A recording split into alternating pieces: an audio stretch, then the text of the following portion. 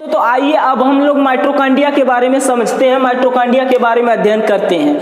Mitochondria क्या होती है और किस प्रकार कार्य करती है हमारे शरीर में, इसके बारे में हम लोग समझते हैं। पर उसके पहले ही जान लीजिए कि अगर मान लीजिए कोई व्यक्ति है ना, अगर उसका कोई बिजनेस किया और वो चल गया तो उसके देखी देखा जो चहेते होते हैं, जो एकदम लुखवा होते हैं, वो भी क्या करते हैं, वही बिजनेस करना चाहते हैं। तो हम तो एक दिन में क्या करब, पहाड़ एकदम खोदी को उलाट देगा, ठीक है।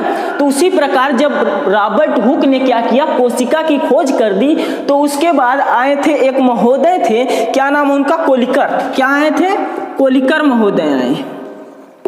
कोलिकर महोदय आए कब, 1880 ईस्वी में। 1880 ईस्वी में जब कोलिकर महोदय आए तो इन्होंने क्या किया, कहे अच्छा ठीक है, रॉबर्ट हुक ने क्या किया, कोशिका की खोज। अब हम कोशिकवा निकाला थीला, अब कोशिकवा निकाल के देखा थीला एमे का हो। जब कोशिकवा निकाले तब सूक्ष्मदर्शी लेके बैठ गई, एकदम सूक्ष्मदर्शी लेके बैठने तो उनके का भैया कि ऐसन ऐसन संरचना देखल। कहते अरे एक बारे में तो क्यों बतौले ही नहीं, आखिर हाउ का एक बारे में का क्यों बतौले ही ना।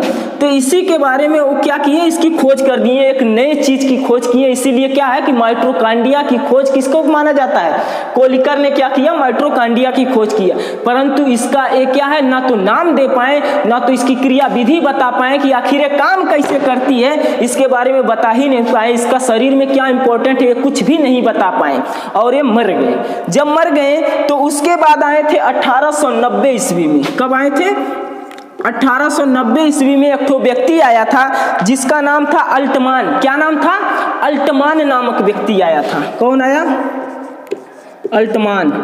अल्टमान नामक व्यक्ति आया और इसने क्या किया, माइटोकॉन्ड्रिया के बारे में बताए दिए थे, नई संरचना होती है, ऐसे ऐसे है। परंतु जब लोगों ने सवाल उठाया, वैज्ञानिकों की जब मीटिंग हुई, जब सवाल उठाया गया कि आखिर ये जो संरचना दिख रही है इसका काम क्या है, ये किस प्रकार काम करती है, तो इसके बारे में विस्तृत वर्णन किए थे अल्टमान ने। विस्तृत वर्णन कौन किया, अल्टमान ने किया।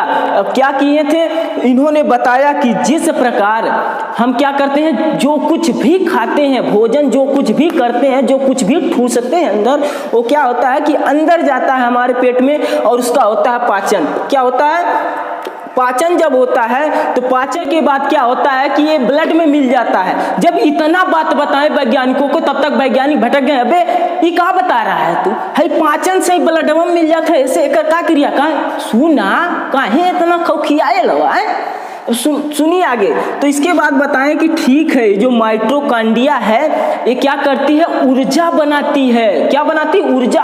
तो सब भड़क गए, अरे माइटोकॉन्ड्रिया ऊर्जा कैसे बना दी है, कैसे ऊर्जा बना दी। तब इन्होंने बताया, कहे देखो जो कुछ हम सांस लेते हैं ना, लेते हैं कि नहीं, सांस लेते हैं और वो फेफड़ा में जाता हो, का फेफड़वा श्वसन करत हो, वो सब कहे हाँ, कहे कैसे। अब तब वो बताएं कि फेफड़ा नहीं श्वास कर रहा है। जिस प्रकार हमारे छत पे ये क्या है, पानी की टंकी होती है, वो केवल पानी को स्टोर करती है, ना कि पानी पैदा करती है, ना कि पानी पैदा करती है। तो उसी प्रकार हमारा फेफड़ा होता है, उसी प्रकार हमारा क्या होता है, फेफड़ा होता है। जो कुछ भी जितना भी हम सांस लेते हैं वो फेफड़े में जाता है। सिर्फ उसमें क्या है, एक तो थैला है, एक तो स्टोर करने का माध्यम है। अब वहां पर जाता है तो वहां पर एकत्रित होता है। कहें अच्छा ठीक है, तो ही ज्यादा जाना था। कहें हाँ, तो सुनो, कहा जिस प्रकार वो मकानवा के ऊपर से जो टंकिया में से पैपिया बिछा के अलग अलग रूम में ले जाके पनिया गिराया जाता है, उसी प्रकार हम लोग को क्या है, फेफड़वा से होते हुए एक बहुत सी नलियां गई हैं, जिसको हम लोग धमनी कहते हैं, जिनमें कि खूनवा बहेला, जिनमें कि का बहेला, खूनवा जिसमें से बहता है। अब ये क्या करता है, फेफड़ों की नलियों से क्या है कि फेफड़ा जो आपका दो है, इसकी नलियों से पतली पतली क्या है, नसें गुजरी होती हैं, जो खून को लेकर जाती हैं, ब्लड को लेकर जाती है, रक्त को लेकर क्या है, इसी माध्यम से गुजरती हैं। जब गुजरती हैं तो यही ऑक्सीजन यहाँ पर उपस्थित है, इसमें क्या है, रक्त में उपस्थित है एक, जिसका नाम है क्या, हीमोग्लोबिन। क्या नाम है, हीमोग्लोबिन उपस्थित है। ये हीमोग्लोबिनवा क्या करता है, ऑक्सीजनवा धई को दबोच लेता है। ऑक्सीजनवा क्या करता है, धई को दबोच लेता है। अब दबोच के ले कर जाता है कहाँ पर, कोशिकाओं तक। अब कहीं कोशिकाओं तक लेकर जाता है क्या? हाँ, ये जो रक्तवा में उपस्थित हीमोग्लोबिनवा है ये ऑक्सीजनवा को पकड़ कर ले जाता है कोशिकाओं तक। जब कोशिकाओं तक लेकर चला जाता है तो जहाँ से गुजरता है, मान लो हेड से निकला, कहता है ये लो फलाने कोशिका तुम लो, ये अंग वाले ये लो ऑक्सीजन लो लो लो लो लो लो लो लो। कोई अगर छूट जाता है ले, अच्छा लेता हूँ सबको लेकर क्या देते हुए चला जाता। अब इसका होता क्या है, प्रत्येक कोशिका को मिल गई क्या? ऑक्सीजन। प्रत्येक कोशिका को क्या मिल गई? ऑक्सीजन मिल गई है। और यहाँ पर उपस्थित है कोशिका में जो हम लोग खाए हैं दाल चाउर खीर बखीर, अब बढ़िया बढ़िया जितना आइटम खैले हैं सबकर पाचन होके बनल है ग्लूकोज। का बनल है? ग्लूकोज बनल है। ये ग्लूकोजवा एक कोशिकावा में उपस्थित है। मान लो एक कोशिका है, इसी कोशिकावा में उपस्थित क्या है? ग्लूकोज C6H12O6 ये उपस्थित है। अब यहीं पर जाता है तो माइटोकॉन्ड्रिया क्या करती है? ऑक्सीजनवा को ले लेती है। जब ऑक्सीजनवा को लेती है तो इसी ग्लूकोज का ऑक्सीजन से क्रिया करके ऑक्सीकरण कर देती है। अब देखिए किस प्रकार ये ऑक्सीकरण कर रही है, ये चीज हम आपको दिखा रहे हैं अभी।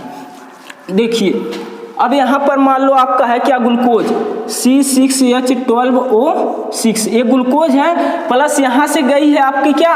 ऑक्सीजनवा गई है फेफड़वा से, कहाँ पर? कोशिकावा में। कोशिकावा के माइटोकॉन्ड्रिया में क्या गई है? ऑक्सीजन गई है। अब ऑक्सीजनवा से यहीं से क्रिया करके ऑक्सीकरण कर देगा। ऑक्सीजनवा क्या करेगा? ग्लूकोज को ऑक्सीकरण कर देगा और बनाएगा क्या? CO2 प्लस जल प्लस 38 ATP ऊर्जा, इसी को कहते 673 किलो कैलोरी ऊर्जा। अब समझ में आयल कि हई जवन उपस्थित रहल जवन हम लोग ले रहनी अंदर में, मतलब खैले रहनी है, ओकर ग्लूकोजवा बनल रहल है। और वह ग्लूकोजवा का ऑक्सीजनवा जाए के माइटोकॉन्ड्रिया में का भेल? माइटोकॉन्ड्रिया के ऑक्सीकरण कर दहले। जब ऑक्सीकृत हो गयल तब बन गया का? कार्बन डाइऑक्साइड, जल तथा ऊर्जा बन गई। और शरीर में कार्बन डाइऑक्साइड की कोई जरूरत नहीं है। इसको पुनः क्या होता है, जब हम सांस छोड़ते हैं वापस तो इसको इसी ब्लड के माध्यम से या अन्य 2-3 माध्यमों से क्या है? कार्बन डाइऑक्साइड बाहर चली जाती है। हाइड्रोजन ऊर्जावा है, इसी से क्या होता है? हमारा काम चलता है। इस शरीर के विभिन्न कोशिकाओं में, यानी कि अब तक तो शरीर में इतना कोशिका है तो कौनो ससुर गिनी नहीं पाया। कोई क्या है? गिनी नहीं पाया कि शरीर में कितना कोशिका है। पर वैज्ञानिकों का अनुमान है कि पूरे बॉडी में 10⁻14 सेल्स पाई जाती है, परंतु ये लगभग में है, निश्चित नहीं है। तो मुख्य रूप से काम क्या हुआ कि हमारी कोशिका जो है, कोशिका में माइटोकॉन्ड्रिया जो है ये क्या करती है कि ग्लूकोज के ऑक्सीकरण करके, किससे के उपस्थिति में? जब ऑक्सीजनवा आती है तो ग्लूकोजवा को ऑक्सीकरण कर देती है। जब ऑक्सीकरण करती है तो वहीं से बन जाती है आपकी ऊर्जा। वहीं से क्या बनती है? ऊर्जा। और ऊर्जावा बनता है सब छौछिया, अरे हम तो कह दो, हम क्या करब? कह दे मुझ के पूरा एकदम क्या पूरा जोश आ जाता, ऊर्जा बनती है। अब क्या हो, इसी ऊर्जा से हम लोग क्या करते हैं? चलते फिरते घूमते टहलते हैं। ठीक है, इसीलिए क्या कहते हैं? कोशिका को क्या कहते हैं? माइटोकॉन्ड्रिया को क्या कहते हैं? कोशिका का पावर हाउस। क्या कहते हैं? कोशिका का पावर हाउस। इसीलिए कोशिका का पावर हाउस किसको कहते हैं? माइटोकॉन्ड्रिया को। अब माइटोकॉन्ड्रिया का थोड़ा सा स्ट्रक्चर देख लीजिए, इसी प्रकार का कुछ स्ट्रक्चर है। माइटोकॉन्ड्रिया की ये जो बाहरी परत होती है, इसके अंदर एक आंतरिक परत होती है, ए वाली, और इसके बीच में जो क्या नाम है? अंगुली नुमा संरचना, जो अंगुलियां इसे भीतर ना घुसलिया, उसी नुमा संरचना होती है जिसे हम लोग कहते हैं क्रिस्टी। क्या कहते हैं? क्रिस्टी। यहाँ पर उपस्थित होता है आपका क्या? ग्लूकोज। ग्लूकोज का ऑक्सीजन आती है, ऑक्सीकरण करके इसको क्या बदल देती? किसमें? एटीपी यानी कि ऊर्जा में बदल देती है, एडेनिन ट्राइफॉस्फेट, जिसे 673 किलो कैलोरी ऊर्जा कहते हैं। अब बात आती है कि ये ऊर्जावा मान ला कि शरीर के हर कोशिका में बनत है। केहू का करत है, कौनो आदमी ऐसा है जौन का करत है कि कौनो अक्का अंग से बहुत ज्यादा काम करत है। मान ला कि टीचर है वो का करत है, जुबान से यानी कि 2, 4, 6, 8 घंटा खाली पढ़ावत है। अब तो का हुई कोशिकावा तो यानी कि जीभिया में तो होता ना कोशिकावा है ने, कितना ऊर्जा बनी है। तो ऊर्जा का ट्रांसफर होता है। ऊर्जा का क्या होता है? ट्रांसफर होता है एक कोशिका से दूसरे कोशिका में, यानी कि जहाँ जिस अंग में ऊर्जा की ज़्यादा ज़रूरत होगी तो दूसरी वाली बगल वाली कोशिकाएं क्या करेंगी, उसको बनाकर उसमें ट्रांसफर करेंगी।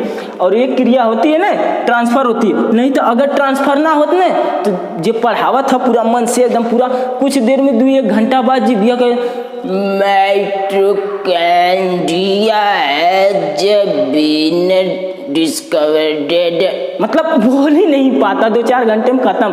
यानी कि क्या है, हमेशा एक ही अंग का काम करने के लिए क्या ऊर्जा का ट्रांसफर होना जरूरी है और होता भी है। ठीक है, तो माइटोकॉन्ड्रिया की खोज हो गई, इसके बारे में क्रिया विधि के बारे में समझ लिए हैं। तो इसके बाद आए थे एक सीवेंडा जब आए तो इन्होंने क्या किया था, माइटोकॉन्ड्रिया का नाम दे दिया था, क्या, सूत्रकणिका। क्या नाम दिया था? माइटोकॉन्ड्रिया या सूत्रकणिका। आपसे पूछेगा माइटोकॉन्ड्रिया का नाम किसने दिया था, तो सीवेंडा। कौन दिया था? सीवेंडा ने दिया था माइटोकॉन्ड्रिया का नाम। कब दिया था? 1897 ईस्वी में। कब दिया था? 1897 ईस्वी में माइटोकॉन्ड्रिया का नाम दिया था। और माइटोकॉन्ड्रिया का मुख्य काम का है कि ऊर्जा बनाना। माइटोकॉन्ड्रिया का मुख्य काम का है कि ऊर्जा बनाना। जितनी भी हमारे शरीर में कोशिकाएं हैं, यानी कि 10⁻14 कोशिकाएं लगभग हैं, तो उस सभी कोशिकाओं में माइटोकॉन्ड्रिया पाई जाती है। सब में क्या है कि माइटोकॉन्ड्रिया पाई जाती है और हर एक कोशिकाएं क्या करती हैं, ऊर्जा का निर्माण करती हैं। ऑक्सीजन क्या करता है कि ग्लूकोज का ऑक्सीकरण कर देता है। जो कुछ भी हम बाहर से खाते हैं वो हर एक कोशिकाओं में जाता है ब्लड के माध्यम से, और ब्लड वे के माध्यम से जब हम सांस लेते हैं तो जाता है पहले कहाँ पर, स्टोर में जाता है। यानी कि जैसे मकान के ऊपर टंकिया है उसमें पनिया भराएला, उसी प्रकार हमारे फेफड़वा में पहले भराता है ऑक्सीजनवा जब उसमें भराता है तब तक यहाँ से ब्लडवा से नसिया से होत खूनवा आ जाला, यानी कि का रक्तवा आ जाला, और उसमें पावल जाला एक तो हीमोग्लोबिन, एक तो ना कई हीमोग्लोबिन होते हैं। मतलब हीमोग्लोबिन क्या करता है, जब तक नहीं पाया रखता एकदम बेचैन रहता, कहाँ हो ऑक्सीजन, कहाँ हो, पूरा जो पाता तो ढाई के दबोच लेता है और दबोच के लेके भागता है कोशिकाओं, ले कोशिका तू ले, सबको दे देता है। और अंत में क्या होता है, उसका ऑक्सीकरण होता है और बन जाती है एनर्जी। ढाई के एकदम दंदना के सब अपना काम करते हैं। तब तक के लिए हम भी चलते हैं दंदना कर, फिर मिलते हैं नेक्स्ट वीडियो में। तब तक के लिए जय हिंद, वंदे मातरम।